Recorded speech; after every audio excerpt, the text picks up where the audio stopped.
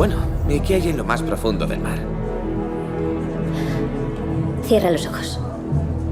Ciérralos.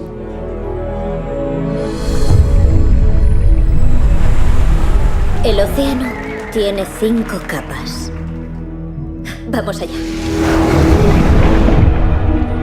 La primera contiene toda la vida vegetal y los arrecifes de coral. Somalia es muy inseguro, James.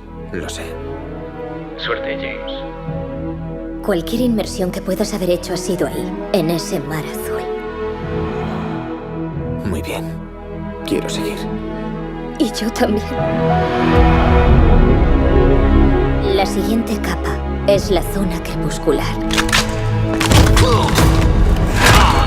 en la que los colores y la luz se desvanecen. La oscuridad se adueña de todo. Nadie puede llegar allí abajo.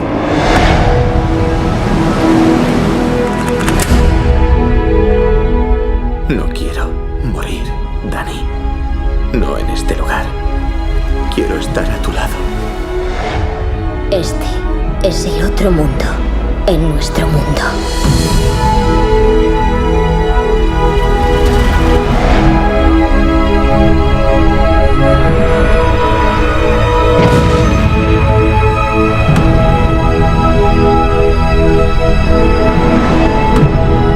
No somos polvo al polvo, eso seguro. Somos agua al agua.